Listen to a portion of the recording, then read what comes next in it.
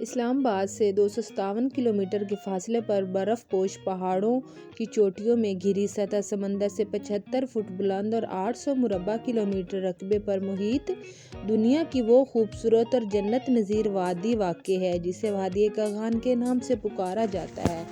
اس وادی میں کم و بیش 9 چھوٹی بڑی جھیلیں موجود ہیں جن کی وجہ سے انہیں جھیلوں کی سرزمین کے نام سے بھی پکارا جاتا ہے۔ ویسے تو اس وادی کا چپا چپا دلکش اور قدرت کے حسین نظاروں سے مالا مال ہے، لیکن جھیل سیف الملوک کو وادی کاغان کا جھومر کہا جائے تو یہ بے جانا ہوگا، کیونکہ اس جھیل کا شمار دنیا کی چند سحر انگیز جھیلوں میں کیا جاتا ہے۔ ناران شہر سے 9 کلومیٹر دور اور وادی کاغان کے انتہائی شمالی سرے پر سطح سمندر سے 10,578 فٹ بلندی پر واقع جھیل سیف الملوک 3 اطراف سے برفیلی چوٹیوں میں گھری ہوئی ہے۔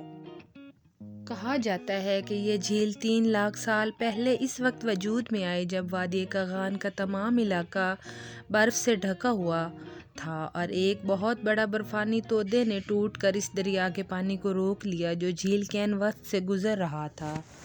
یہ دریا دور حاضر کا دریائے کنہار ہے جو اب بھی اپنے پانی کا بڑا حصہ اسی جھیل سے حاصل کرتا ہے۔ جھیل سیف الملوک کی وجہ شہرت اس کی خوبصورتی سے زیادہ وہ رومانوی داستان ہے جس نے اس کے شفاف پانیوں میں جنم لیا تھا۔ یہی وہ جھیل ہے جہاں داستان نویسوں، شاعروں اور مقامی لوگوں کے مطابق سیف الملوک نامی آدم زاد اور بدیع الجمال نامی پری کی محبت پروان چڑھی اور پھر اپنے منطقی انجام کو پہنچی۔ مقامی قصہ گو جھیل سیف الملوک کی سیر کے لیے آنے والوں کو شہزادہ سیف الملوک اور پری بدیع الجمال کی داستان محبت سنا کر پیسے بھی کماتے ہیں۔ پیالہ نما جھیل سیف الملوک کی لمبائی 1420 فٹ، چوڑائی 450 فٹ اور اوسط گہرائی 50 فٹ کے لگ بھگ ہے۔ اس کے عین عقب میں ملکہ پربت برفانی لبادہ اوڑھے اپنی خوبصورتی اور جوبن کا نظارہ کر رہی ہے۔ 17,390 فٹ بلندی اس پہاڑ کو آج تک کوئی سر نہیں کر سکا، جبکہ کئی ایک کا کہنا ہے کہ 360 پریوں کا غول اس پہاڑ سے اتر کر جھیل میں غسل کے لیے آیا کرتا تھا۔ انہی میں سے ایک بدیع الجمال بھی تھی جو بعد ازاں سیف الملوک کے دام الفت میں گرفتار ہو کر دنیا کے عظیم رومانوی داستانوں میں امر ہو گئی۔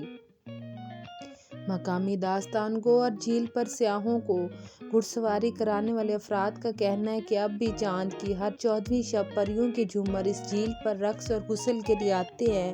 اس کے ثبوت کے طور پر وہ یہ دلیل پیش کرتے ہیں کہ 14ویں شب کو ان کے گھوڑے بدکتے ہیں، مختلف آوازیں نکالتے ہیں اور جھیل کی جانب جانے سے کتراتے ہیں، کیونکہ بقول ان کے گھوڑا ان عقل مند اور سمجھدار جانوروں میں سے ایک ہے جو نہ صرف کسی بھی غیر انسانی مخلوق کو دیکھ سکتے ہیں بلکہ ان کے قریب جانے سے بھی کتراتے ہیں۔ ناران کے مین بازار کے عقب میں ایک غار واقع ہے۔ لوگ اس غار کو بھی شہزادہ سیف الملوک اور بدیع الجمال کی محبت کا ایک اچھوتا اور لازوال ثبوت قرار دیتے ہیں۔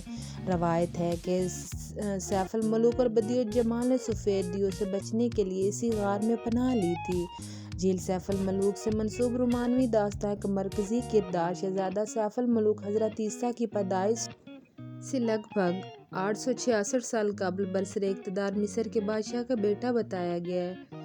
اسے خواب میں ایک حسین و جمیل پری کا دیدار کرایا جاتا ہے اور وہ جی جان سے اس پر فریفتہ ہو جاتا ہے۔ وہ اپنی مملکت کے سبھی نجومیوں سے اس پری کا اتا پتہ معلوم کرتا ہے تو اسے بتایا جاتا ہے کہ یہ پری موجودہ کاغان کے علاقے ناران میں ایک جھیل کنارے سے مل سکتی ہے۔ نجومیوں نے شہزادے کو یہ بھی بتایا کہ پری کے حصول کے لیے اسے 12 سال کی ریاضت بھی کرنی ہوگی۔ شہزادہ ایک نہایت پرخطر سفر کے لیے اس جھیل کے کنارے پہنچتا ہے جو آج کی جھیل سیف الملوک۔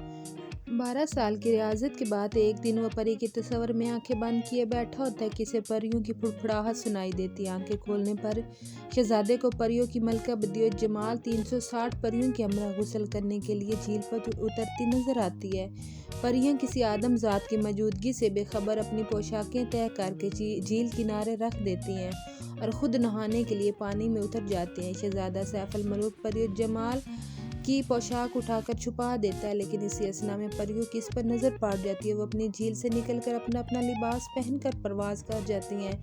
जब बदियुत जमाल शहज़ादे से अपने कपड़े तलब करती है तो वो इससे शादी की शर्त रखता है। परी पहले तो इनकार करती है लेकिन जब शहज़ादा इसे अपनी रियासत के बारे में बताता तो रज़ामंद हो जाती है। दूसरी जानब परी के मंगेतर सफ़ेद दियो को इसकी तमाम सूरत हाल का इल्म हो जाता है। वो झील पर पहुंचकर इसका बंद तोड़ देता है, जिससे वादी में सैलाब आ जाता है। शहज़ादा और परी इससे बचने के लिए इसी गार में पनाह लेते हैं, जो नारान के मेन बाज़ार के अक़ब में वाक़या है। कहते हैं कि नारान इस ज़माने में एक बड़ा शहर था, लेकिन सैलाब ने इसे तबाह व बर्बाद कर दिया था। पानी इस गार में भी भर जाता है जहाँ शहज़ादी और परी छुपे होते हैं। मकामी बाशिंदों का अक़ीदा है कि सैफुल मलूक और बदियुत जमाल आज भी गार में ज़िंदा हैं। ये दावा हकीकत से ज़्यादा अफसाना ही सही, लेकिन इससे इनकार मुमकिन नहीं कि गार तो क्या पूरी वादी का गान में अब भी बदियुत जमाल के जिस्म की खुशबू और सैफुल मलूक के सांसों की महक रची बसी है। तो फ्रेंड्स, अगर आपको मेरी तहरीर अच्छी लगी है तो मेरे चैनल को सब्सक्राइब कर दें। Thank you. अल्लाह हाफिज़।